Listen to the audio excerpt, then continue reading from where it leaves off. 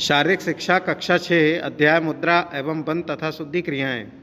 पहला बहुविकल्पीय योगासन से शरीर होता है, स्वस्थ भी होता है, सुदृढ़ और निरोगी तीनों होता है। कंठ मधुर व सुरीला होता है जलंधर बंध से। मूल बंध से निम्न में से कौन सा रोग दूर होता है? वो होता है बवासीर रोग। मूल बंध से बवासीर रोग दूर होता है। और शरीर के शुद्धिकरण के लिए योग में कितने कर्म बताए गए हैं? तो योग में 6 कर्म बताए गए हैं। शुद्धिकरण 6 कर्मों के द्वारा किया जाता है शरीर का। उसके बाद में अगला आता है आपका रिक्त स्थानों की पूर्ति। मुद्राओं के द्वारा प्राप्त की जा सकती हैं। क्या प्राप्त की जा सकती हैं? सिद्धियाँ। बिना बंध के प्राणायाम अधूरे होते हैं, तो आएगा प्राणायाम।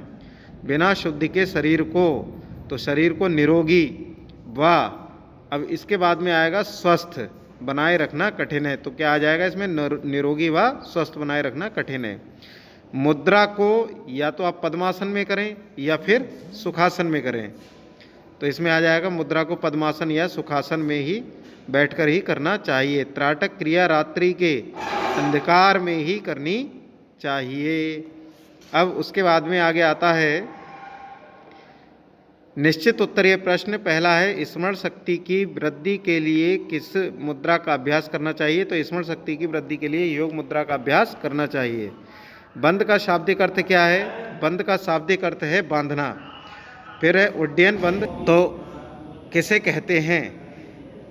इसका उत्तर हो जाएगा जिस क्रिया में प्राण सुषुम्ना में प्रविष्ट हो जाएं उसे उड्डयन बंध कहते हैं। मूल बंध का एक मुख्य लाभ लिखिए। तो मूल बंध ब्रह्मचर्य के लिए अत्यंत लाभकारी है। महाबंध किसे कहते हैं? पद्मासन या किसी भी ध्यान आसन में बैठकर तीनों बंधों को एक साथ लगाना महाबंध कहलाता है। इसके बाद में आता है लघुत्तरीय प्रश्न। मुद्रा से आप क्या समझते हैं? तो उत्तर है मुद्राओं के द्वारा परम सिद्धियां प्राप्त की जा सकती हैं। मुद्राओं के अभ्यास से स्वास्थ्य की वृद्धि तो होती ही है, साथ ही आंतरिक शुद्धता व मानसिक बल भी प्राप्त होता है। मन को एकाग्र करने के लिए मुद्राएं अत्यंत महत्वपूर्ण होती हैं। अगला प्रश्न है चिन्ह मुद्रा स्थिति का वर्णन कीजिए। पद्मासन या सुखासन में बैठकर दोनों हाथों के बीच में घुटने पर रखकर हथेली जमीन की ओर व अंगूठे एवं अनामिका उंगली का ऊपरी हिस्सा कस कर दबाते हैं। नेत्र को कोमलता के साथ बंद करके ध्यान आज्ञा चक्र पर केंद्रित करना ही चिन्ह मुद्रा कहलाता है। इसे ज्ञान मुद्रा भी कहते हैं। इसके बाद में है बंध क्या है? तो बंध का अर्थ होता है बांधना या रोकना।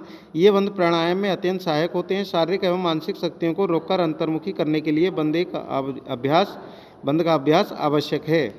अब आता है चौथा प्रश्न। त्राटक क्रिया किसे कहते हैं? एकाग्रचित होकर निश्चल दृष्टि से किसी सूक्ष्म लक्ष्य को एकटक तब तक देखते रहें जब तक नेत्रों से आंसू न निकलने लगे। इसी क्रिया को योग की भाषा में त्राटक क्रिया कहते हैं।